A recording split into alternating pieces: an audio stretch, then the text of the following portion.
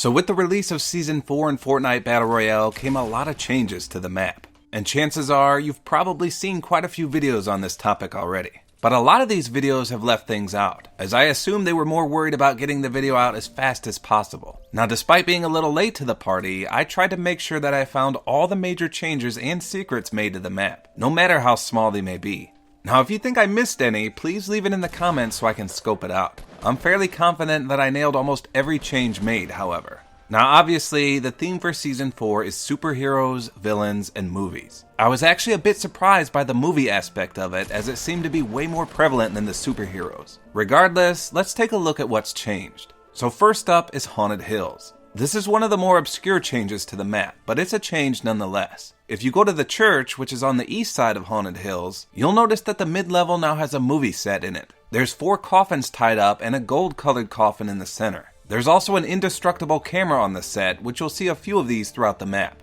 If you go to the basement area, you'll see that it remains unchanged, as does the steeple. Next, we have the Motel area. As you can see from the sign, a huge meteor crashed right through it and caused a bit of damage to the area. Now besides the sign itself, it flipped 2 objects, a semi-truck and an RV. The semi could spawn a chest inside before, and it still can. It's just on its side now, which makes it a bit easier to enter. And despite the RV being at a tilted angle now, the chest can still spawn on the very top of it, which is actually in a better location since you can easily access the roof chest as well. The next area was a fan favorite to be pelted by a meteor, and that's Tilted Towers. Despite the entire place not being destroyed, at least one building was demolished. In the massive crater that's left, you can find the jumping crystals. There's also just a little bit of loot left in the framework of the crushed building, but hardly worth investigating the half-broken staircases to retrieve it. I'm hoping that as Season 4 progresses, they find more creative ways to take out some of the buildings here. One can hope, at least. Now just west of the motel, you'll find one of the new crater spots. There's a few of these scattered throughout the map, and they're all more or less the same, so I won't be showing you all of them unless they fall in a named location. This one next to the motel though is one of the better ones, as it can spawn 3 chests, 2 on the back of the cars and 1 in the semi.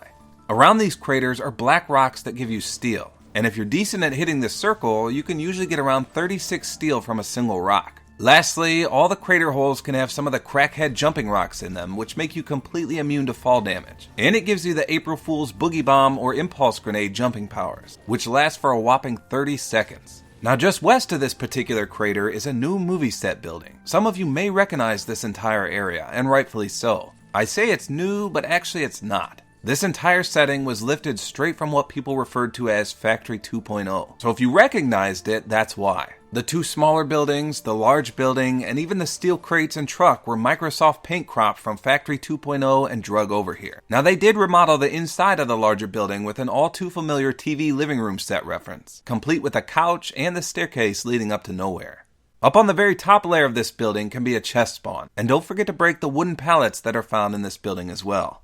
Next up is a really small change, but a change nonetheless. At the soccer stadium just west of Tilted Towers is one of the unbreakable movie cameras watching the field itself. Now I have a feeling that these cameras will be part of one of the weekly challenges coming up.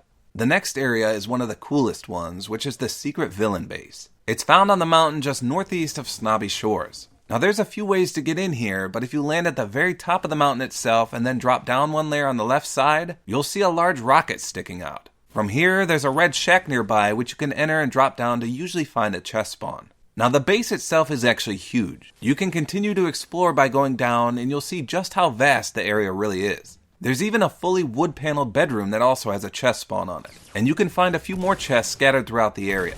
This layer has all sorts of references and it's one of the coolest additions to Season 4. Now of course, if there's a villain base, there's also gotta be a superhero base. And in this case, it's a new mansion located near Lonely Lodge. This is a well-stocked building that's absolutely riddled with loot. I imagine they were sick of the western side of the map getting all the attention, so this mansion is a great addition to the far east side of the map.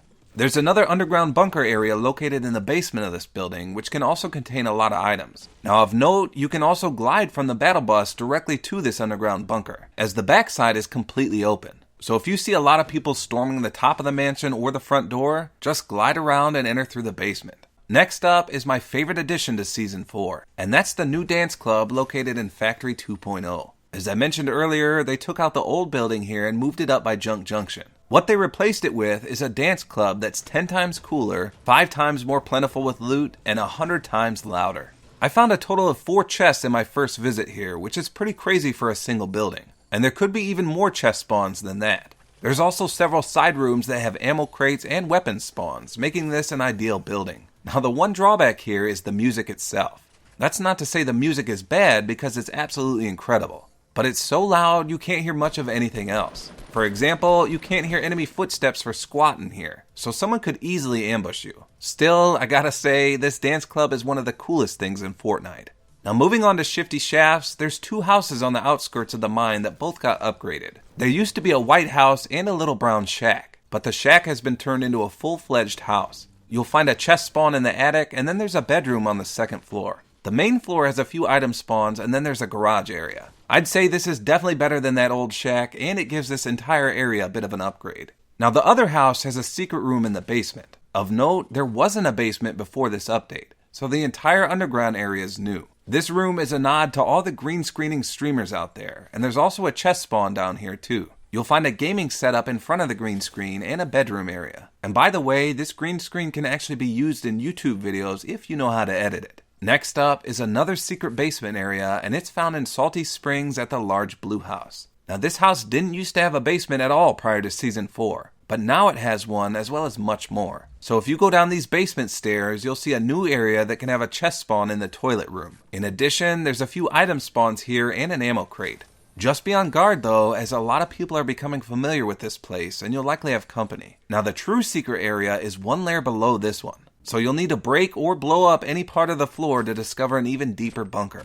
Now down here, there's yet another chest spawn and a few more item spawns. It looks to be some kind of command center, which I thought was pretty cool. Just imagine if no one knew you were down here and then the circle closed around it. That'd make for an interesting endgame to say the least. The next area that got a buff was Loot Lake. It looks like a giant meteor came skidding to a halt just to the right of the house in the middle. Now there's a few of these giant meteors slumped on the map, but to my knowledge, this is the only one that can spawn a chest. In fact, there's actually 2 chest spawns on this rock. There's also a new half-submerged boat right next to this rock, which should be familiar to any of you challenge seekers out there, as that's where the week 1 Hidden Star Challenge was at. It's always nice to find a little more loot out here in the lake, especially when you have to wade through the dangerous waters. The next spot is another obscure one that not many people probably know about. So there's a bridge near the prison and Fatal Fields that doesn't get used very much. If you go there now though, it looks like a camera is in the middle of filming a live action truck scene. As you can see, a truck is halfway over the collapsing bridge. If you go to the truck itself, you can sometimes find a chest spawn on top of it. So this is yet another movie scene reference. And speaking of movie scenes, Moisty Mire got a huge overhaul in the southern aspect of it.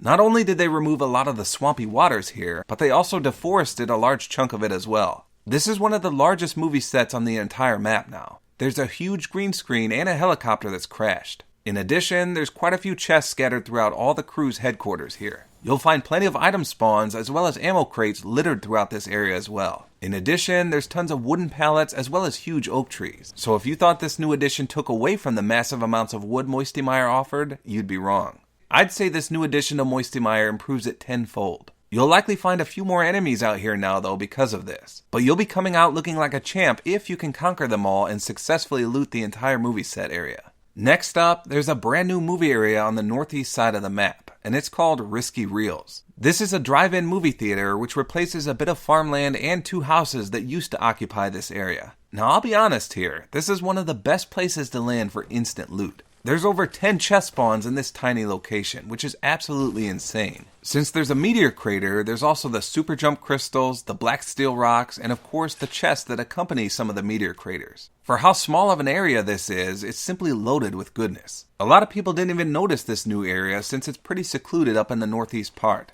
But trust me, you don't want to miss landing here and getting stocked up. The next spot I want to briefly cover is the prison. A huge meteor crashed smack dab in the middle of this area, which left a massive crater. As is usually the case, the jumping crystals and the black steel rocks spawn here as a result. In addition, those creepy UFO cop cars that accompany some of these craters spawn some chests as well. So even though a good chunk of the prison was decimated by this meteor, the loot hasn't really suffered that much as a result. You can still go into some of the cell blocks and rummage around for item spawns. I'd say this area is still a decent landing spot, and if you find yourself in a Pickle Rick situation, you can always use the jumping crystals to outrun any potential threats or even the storm itself.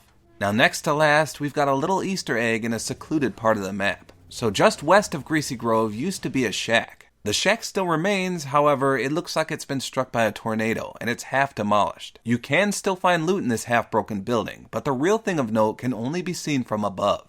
So if we build above the destroyed shack and look down, we see something suspicious. It appears to be a footprint of a large creature, such as a dinosaur. Whatever it is only has 3 toes. The footprint is sort of facing the direction of Moisty Mire, and I'm wondering if we'll eventually see a Godzilla-like creature appear on the map, as there's several references to this already. There's also a huge egg-like structure sitting in the middle of Dusty Divot, which some people are speculating is a dinosaur egg.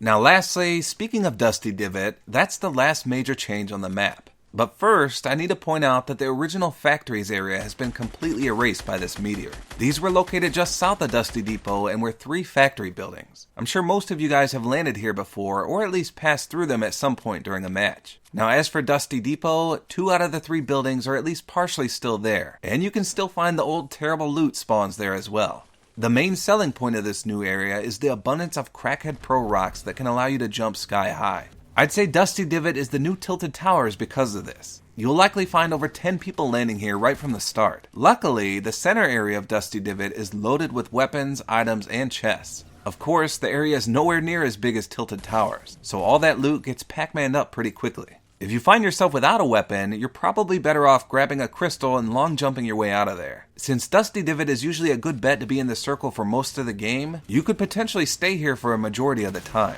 People will always be passing through this area, and chances are they'll come take a dip in the Crystal Field of Dreams. So if you conquer that initial wave of people, you can fend off any intruders on your territory throughout most of the game, and of course rack up some serious kills. Now of note, a lot of people are saying that Pleasant Park has been increased in size. In particular, they said that the roads are now bigger. However, I've been playing Fortnite since September 2017, and I always keep all my gameplays that I record. So I went back and I reviewed some footage from around Christmas time, and I saw no difference in anything road related. People are saying that the roads are now 2-laned, but from what I can tell, they've always been that size. For example, here's an image of me at the center Christmas tree in Pleasant Park at Christmas time. I zoomed in right on the minimap. Now here's an image of me landing at the same spot in Season 4, and again I zoomed in on the minimap. If we put these images side by side, you can see that they're absolutely identical. There's no larger roads at all, and there's no new areas here. Everything is virtually the same as far as I can tell. So I'm not sure why people keep trying to spread this rumor, but it simply isn't true. I've argued with a few guys on Reddit about this, and they swear up and down that everything is more spaced out, but you can clearly see it isn't. And that, as they say, is that. Those were all the minor and major changes that came with Season 4. Now, as I said, I didn't cover all the meteor craters, such as the one near the racetrack, the one near Fatal Fields, or the one near the mansion to the west of Pleasant Park. Most of these craters are pretty similar in appearance, as they usually have those creepy cop cars that can spawn chests, the jumping crystals, and then the black steel rocks. So let me know in the comments which change you like the most that came with Season 4. I'm curious if this means we won't ever get a new map in Fortnite. I've read that the developers would much rather prefer to do just this, which is to just alter the current map every week or so and add and take things away. This would essentially make a refreshed and refined map every week, which would almost feel like a new map in a sense. Now I'm sure there's those of you out there that would much prefer to start from scratch and just play something brand new, and I can understand that as well.